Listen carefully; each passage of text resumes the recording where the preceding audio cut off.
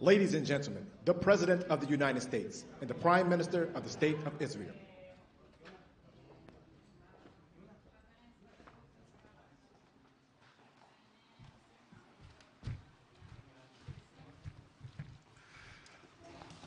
Thank you very much.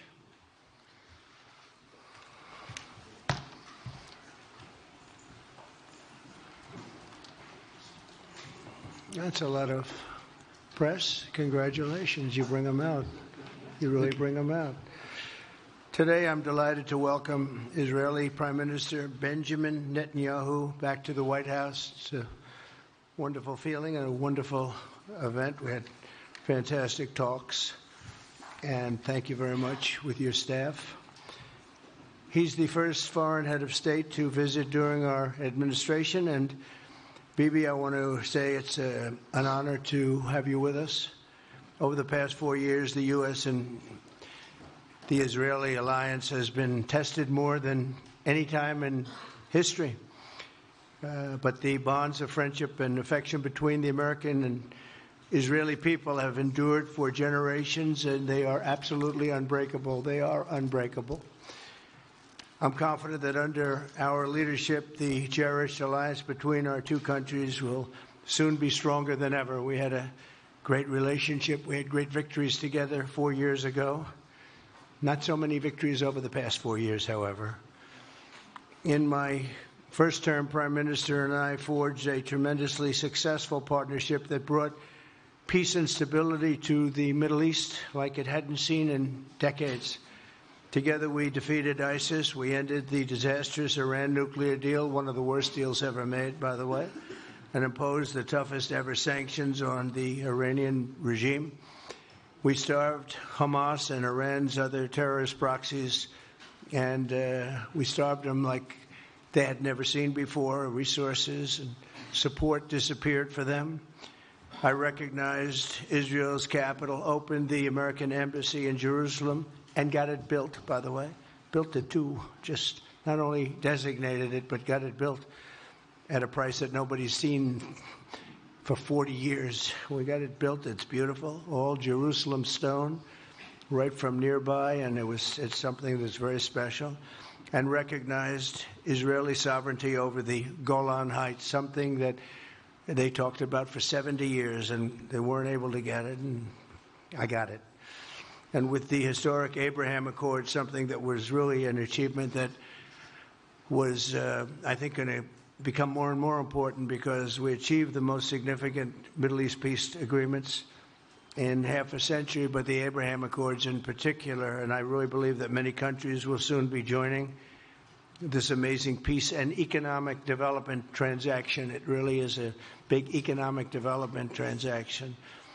I think we're going to have a lot of people signing up very quickly. Unfortunately, for 4 years, nobody signed up. Nobody did anything for 4 years except in the negative. Unfortunately, the weakness and incompetence of those years, those past 4 years, the grave damage around the globe that was done, including in the Middle East, grave damage all over the globe. The horrors of October 7th would never have happened if I were president. The Ukraine and Russia disaster would never have happened if I were president.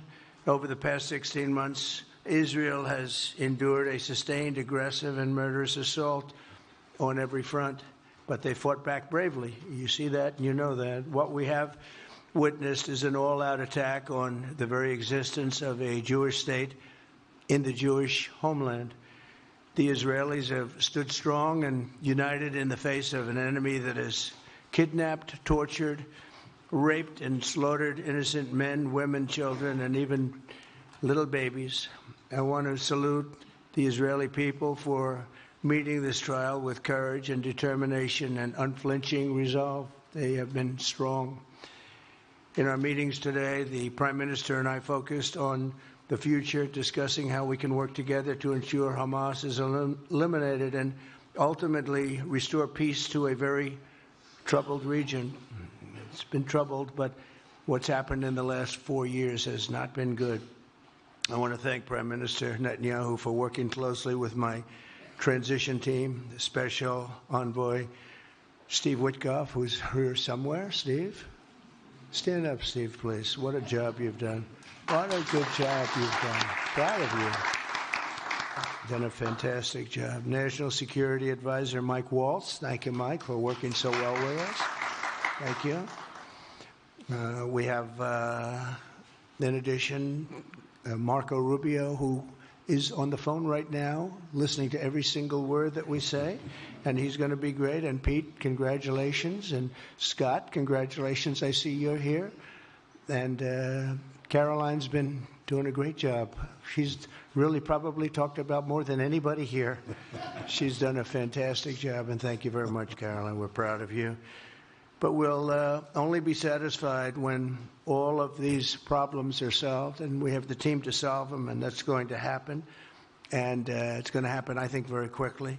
I also strongly believe that the Gaza Strip, which has been a symbol of death and destruction for so many decades and so bad for the people anywhere near it, and especially those who live there, and frankly, who's been really very unlucky. It's been very unlucky. It's been an unlucky place for a long time. Being in its presence just has not been good, and it should not go through a process of rebuilding and occupation by the same people that have really stood there and fought for it and lived there and died there and lived a miserable existence there. Instead, we should go to other countries of interest with humanitarian hearts, and there are many of them that want to do this, and build various domains that will ultimately be occupied by the 1.8 million Palestinians living in Gaza, ending the death and destruction and, frankly, bad luck. This can be paid for by neighboring countries of great wealth. It could be 1, 2, 3, 4, 5, 7, 8, 12. It could be numerous sites, or it could be one large site. But the people will be able to live in comfort and peace, and we'll make sure something really spectacular is done. They're going to have peace. They're not going to be shot at and killed and destroyed like this civilization of wonderful people has had to endure. The only reason the Palestinians want to go back to Gaza is they have no alternative. It's right now a demolition site. This is just a demolition site. Virtually every building is down. They're living under fallen concrete that's very dangerous and very precarious. They instead can occupy all of a beautiful area with homes and safety, and they can live out their lives in peace and harmony instead of having to go back and do it again. The U.S. will take over the Gaza Strip, and we will do a job with it, too. We'll own it and be responsible for dismantling all of the dangerous unexploded bombs and other weapons on the site, level the site and get rid of the destroyed buildings, level it out, create an economic development that will supply unlimited numbers of jobs and housing for the people of the area. Do a real job. Do something different. Just can't go back. If you go back, it's going to end up the same way it has for 100 years. I'm hopeful that this ceasefire could be the beginning of a larger and more enduring peace that will end the bloodshed and killing once and for all. With the same goal in mind, my administration has been moving quickly to restore trust in the alliance and rebuild American strength throughout the region. And we've really done that. We're a respected nation again. A lot's happened in the last couple of weeks. We are actually a very respected nation again. I ended the last administration's de facto arms embargo on over $1 billion in military assistance for Israel. And I'm also pleased to announce that this afternoon the United States withdrew from the anti-Semitic UN Human Rights Council and ended all of the support for the UN Relief and Works Agency, which funneled money to Hamas and which was very disloyal to humanity. Today, I also took action to restore a maximum pressure policy on the Iranian regime, and we will once again enforce the most aggressive possible sanctions, drive Iranian oil exports to zero, and diminish the regime's capacity to fund terror throughout the region and throughout the world. We had no threat when I left office.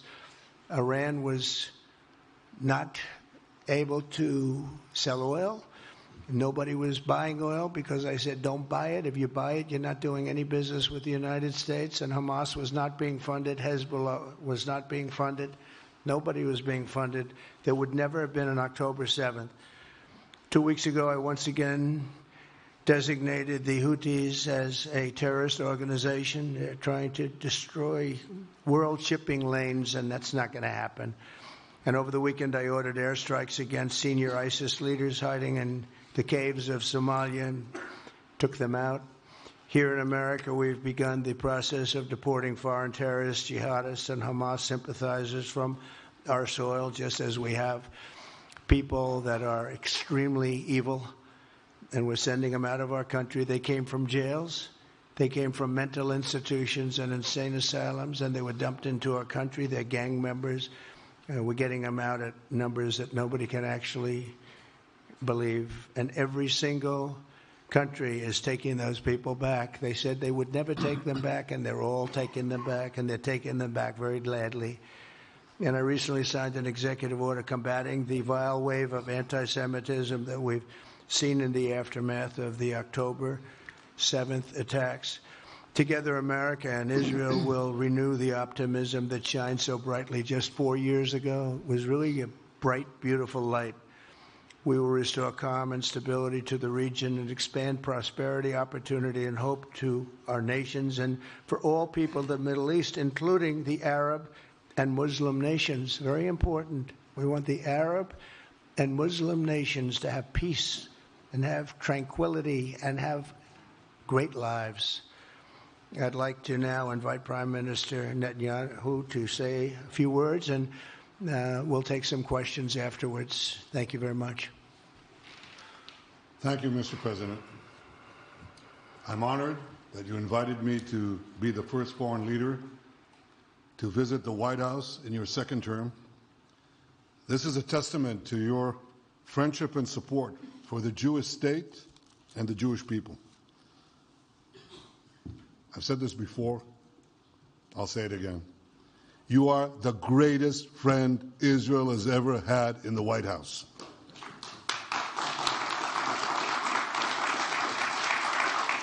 And that's why the people of Israel have such enormous respect for you. In your first term, you recognized Jerusalem as Israel's capital. You moved the American embassy there. You recognized Israel's sovereignty over the Golan Heights. You withdrew from the disastrous Iran nuclear deal. I remember we spoke about it. You said, this is the worst deal I've ever seen. I'm elected. I'm walking out of it. That's exactly what you did. And I think it speaks loudly for just common sense, just looking at things and seeing them as they are. And, of course, you also brokered the groundbreaking Abraham Accords in which Israel made peace with 4 Arab states. We did this in 4 months. Nothing happened for a quarter of a century, but in 4 months, we were able, working together under your leadership, to have 4 historic peace accords. And now in the first days of your second term, you picked up right where you left off. Your leadership helped bring our hostages home, among them American citizens. You freed up munitions that have been withheld from Israel. They had been withheld from Israel in the midst of a 7-front war for our existence. And you just freed it. You ended unjust sanctions against law-abiding Israeli citizens. You boldly confronted the scourge of anti-Semitism. You stopped funding, as you just said, international organizations like UNRWA that support and fund terrorists. And today, you renewed the maximum pressure campaign against Iran. Ladies and gentlemen, all this in just 2 weeks. Can we imagine where we'll be in 4 years? I can. I know you can, Mr. President. For our part, we in Israel have been pretty busy too. Since the horrendous October 7th attack, we've been fighting our common enemies and changing the face of the Middle East. On that infamous day, Hamas monsters savagely murdered 1,200 innocent people, including more than 40 Americans. They beheaded men, they raped women, they burnt babies alive, and they took 251 people hostage to the dungeons of Gaza. And after this worst attack on Jews since the Holocaust, Iran and its henchmen in the Middle East were absolutely ecstatic. Haniya praised the massacre. Sinwar said that Israel was finished. Nasrallah boasted that Israel was, here's what he said, as feeble as a spider's web. Well, Mr. President, Haniya is gone. Sinwar is gone. Nasrallah is gone. We've devastated Hamas. We decimated Hezbollah. We destroyed Assad's remaining armaments. And we crippled Iran's air defenses. And in doing this, we've defeated some of America's worst enemies. We took out terrorists who were wanted for decades for shedding rivers of American blood, including the blood of 241 Marines murdered in Beirut. We accomplished all this with the indomitable spirit of our people and the boundless courage of our soldiers. The Bible says that the people of Israel shall rise like lions, and boy did we rise. Today, the roar of the Lion of Judah is heard loudly throughout the Middle East. Israel has never been stronger, and the Iran terror axis has never been weaker. But as we discussed, Mr. President, to secure our future and bring peace to our region, we have to finish the job. In Gaza, Israel has three goals: destroy Hamas's military and governing capabilities, secure the release of all of our hostages, and ensure that Gaza never again poses a threat to Israel. I believe, Mr. President, that your willingness to puncture conventional thinking that has failed time and time and time again, your willingness to think outside the box with fresh ideas will help us achieve all these goals. And I've seen you do this many times. You cut to the chase. You see things others refuse to see. You say things others refuse to say. And after the jaws drop, people scratch their heads and they say, you know, he's right. And this is the kind of thinking that enabled us to bring the Abraham Accords.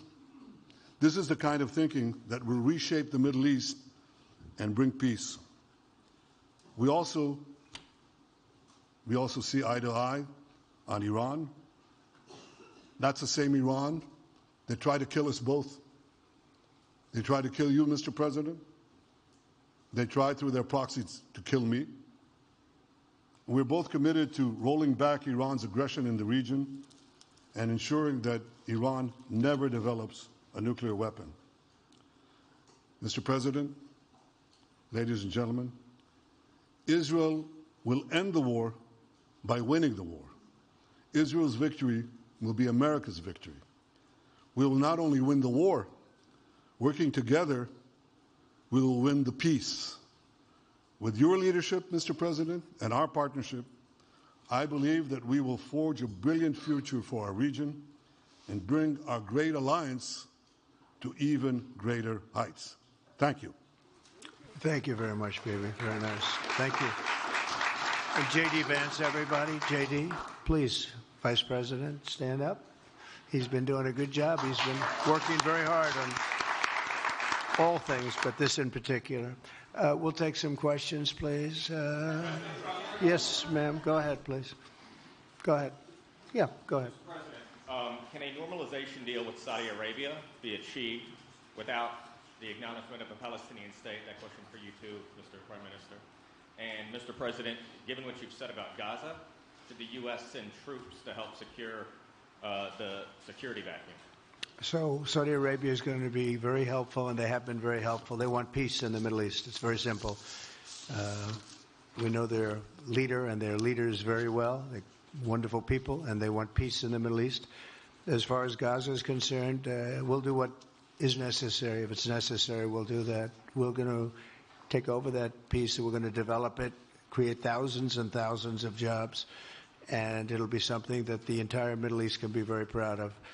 But everybody feels that continuing the same process that's gone on forever, over and over again, and then it starts, and then the killing starts, and all of the other problems start, and you end up in the same place, and we don't want to see that happen. So by the United States, with its stability and strength, owning it, especially the strength that we're developing and developed over the last fairly short period of time, I would say really since the election, I think we'll be a great keeper of something that is very, very strong, very powerful, and very, very good for the area, not just for Israel, for the entire Middle East. Very important. And we'll, again, have thousands of jobs, and there'll be jobs for everyone, not for a specific group of people, but for everybody. Okay, please. I think peace between Israel and Saudi Arabia is not only feasible, I think it's going to happen. I think if we had another half a year in your first term, it would have already happened. True. Many, many more. I agree. Many more nations. I think you can't prejudge and pre-guess how we'll achieve it, but I'm committed to achieving it. I know the president is committed to achieving it, and I think the Saudi leadership is interested to achieve it. So we'll give it a good shot, and I think we'll succeed. Yeah, please go ahead. Did you hear from Prime Minister Netanyahu at your meeting guarantees that ceasefire will hold, including phase 2? And Prime Minister Netanyahu, question to you: why are you refusing to set up a national commission to investigate failures of the process?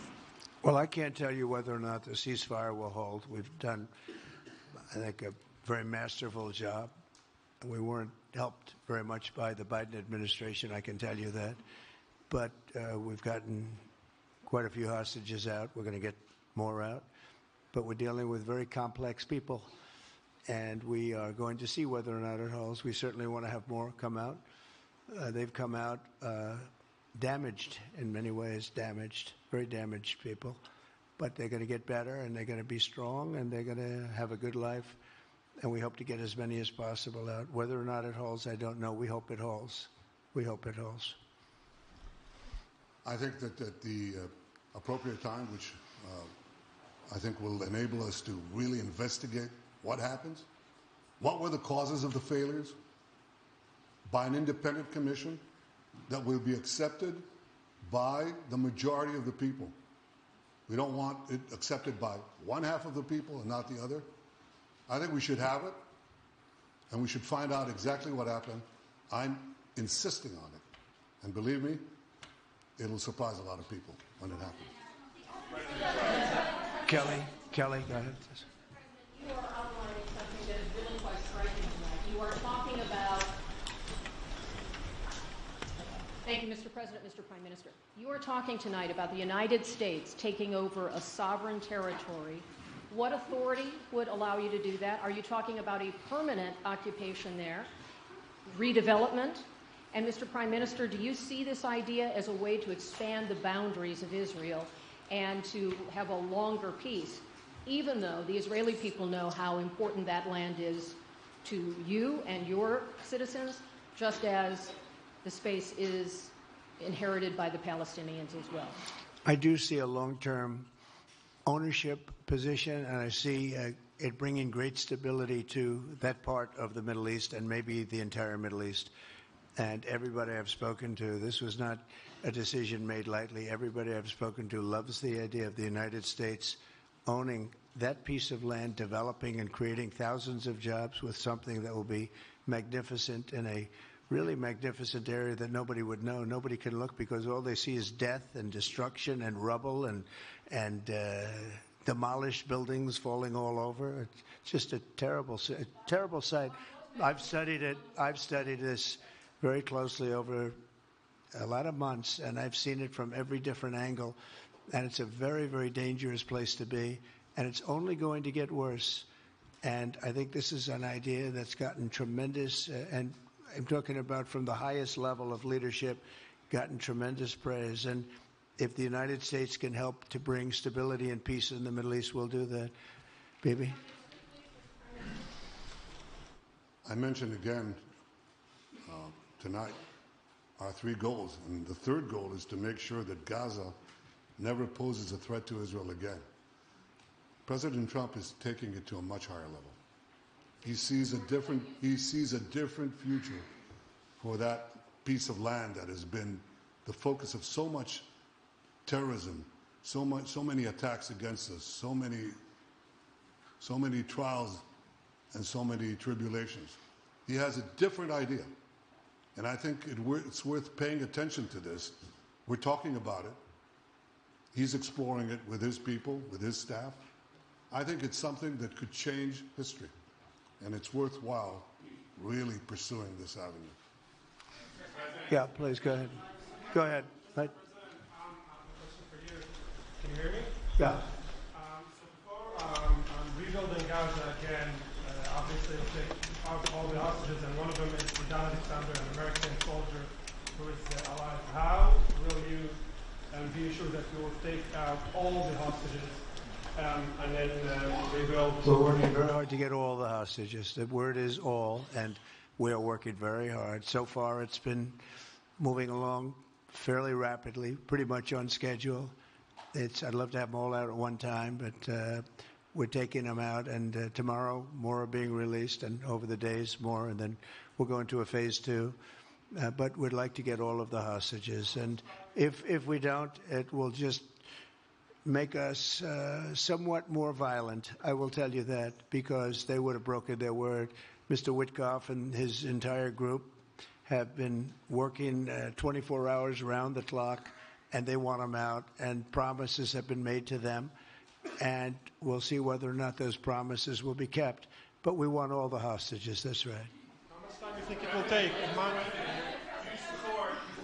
you support Israeli sovereignty in Judea and Samaria, areas which many believe is the biblical homeland of the Jewish people? Well, we're discussing that with many of your representatives. You're represented very well, and people do like the idea, but we haven't taken a position on it yet. But we will be we'll be making an announcement probably on that very specific topic over the next 4 weeks. Go ahead, please. Please. Thank you so much, Mr. President.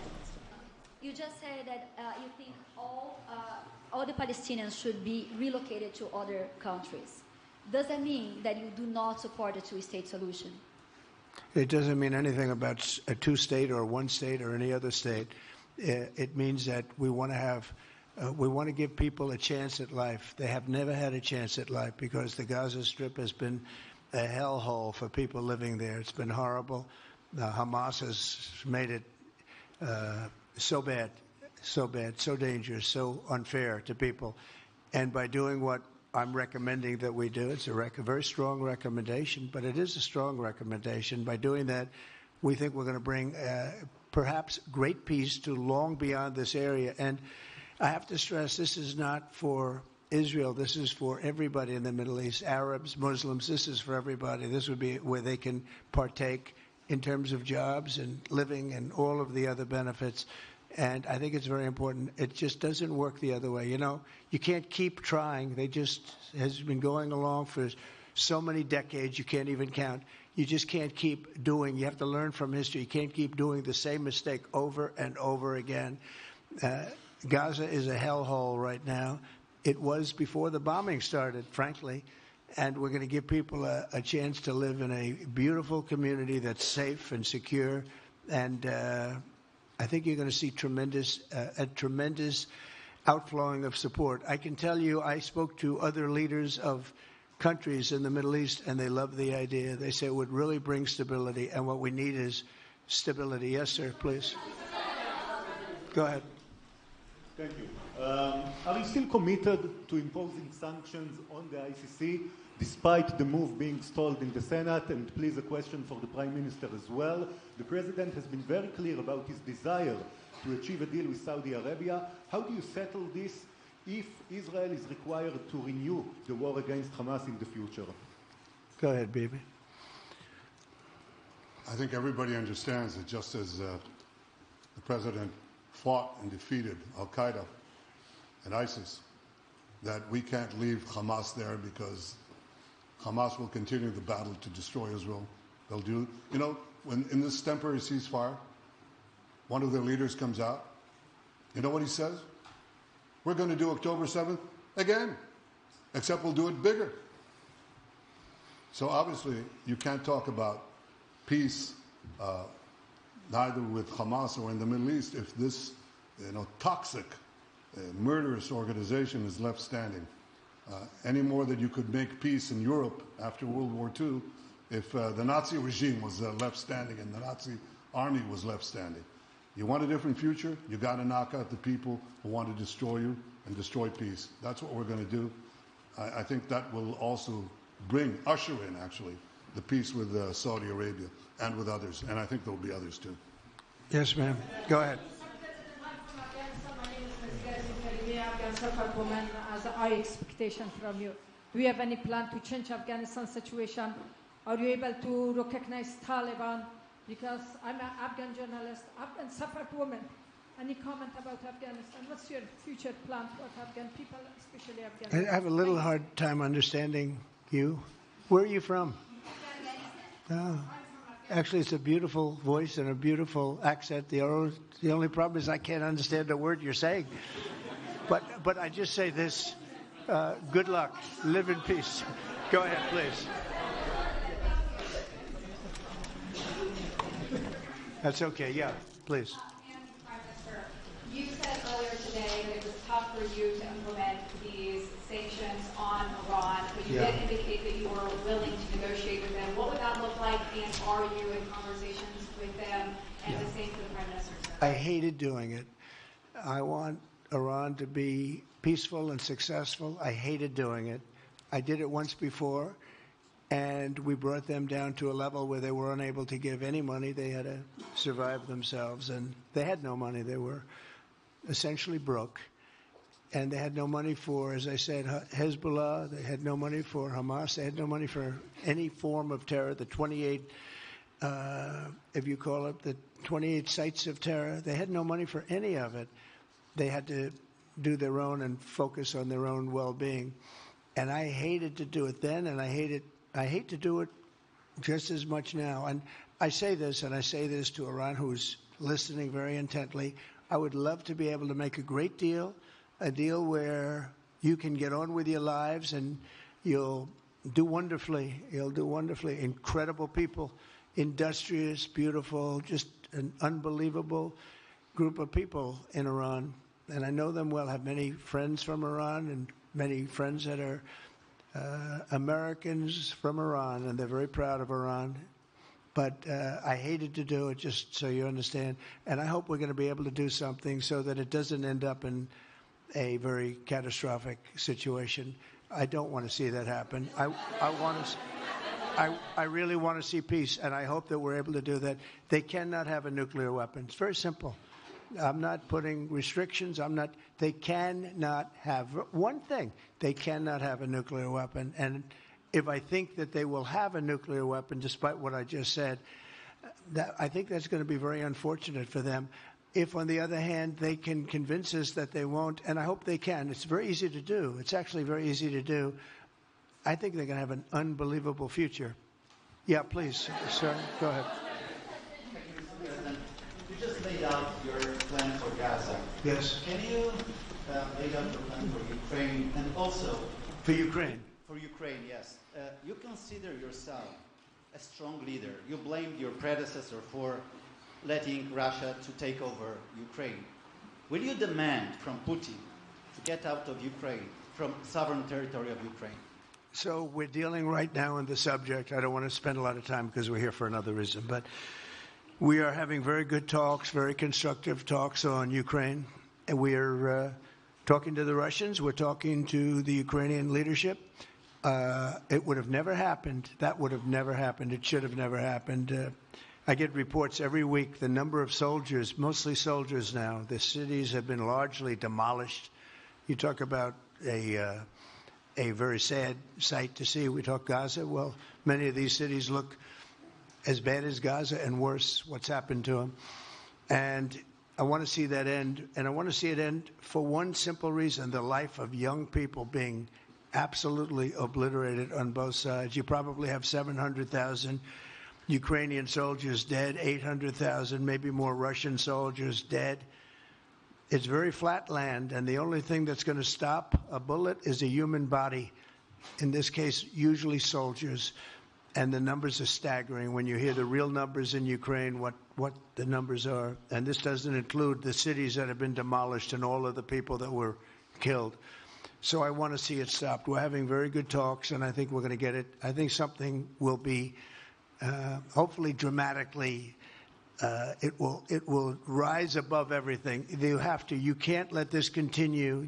This is an absolute slaughter that's taking place on the beautiful farmlands of Ukraine, and we have to stop it. We can't let this continue. It is a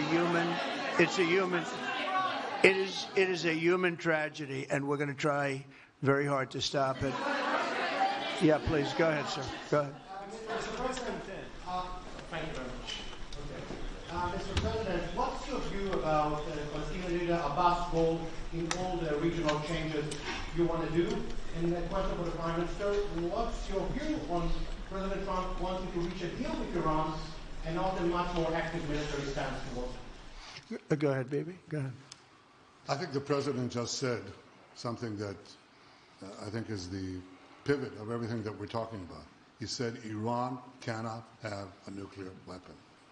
And we fully agree with that. If this goal can be achieved by a maximum pressure campaign, so be it. But I think the most important thing is to focus on the goal, which the President just did, and I fully agree with it. Well, I said it, and he said it very well. It's a campaign of pressure to see if we can get something done. He doesn't want to do what some people think will automatically happen because they're very difficult people to deal with, as you know. But if we could solve this problem without warfare, without all of the things that you've been witnessing over the last number of years, it would be, I think it would be a tremendous thing. Go ahead, please. Do you have any plans to visit Israel soon? To visit where? Israel and Gaza. I love Israel. I will visit there, and I'll visit Gaza, and I'll visit Saudi Arabia, and I'll visit other places all over the Middle East. The Middle East is an incredible place, so vibrant, so it's just one of the really beautiful places and with great people. And I think a lot of bad leadership has taken place in the Middle East that's allowed this to happen. It's just terrible. And that includes on the American side, by the way. We should have never gone in there a long time ago, spent trillions of dollars and created so much death. So that includes Americans. But, I'll be visiting a lot of different places in the Middle East. I've been invited everywhere, but I will be visiting some, yeah. Okay. Let's go. Caitlin, go ahead. Caitlin. Thank you so much, President Trump. Caitlin, go ahead. On what you were saying there.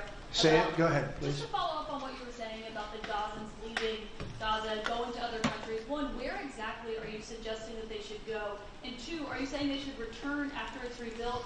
And if not, who do you envision living there? I envision the world, people living there, the world's people. I think you'll make that into an international, unbelievable place. I think the potential in the Gaza Strip is unbelievable. And I think the entire world, representatives from all over the world will be there, and they'll live there. Palestinians also. Palestinians will live there. Many people will live there. But they've tried the other, and they've tried it for decades and decades and decades. It's not going to work. It didn't work. It will never work. And you have to learn from history. History has, you just can't let it keep repeating itself.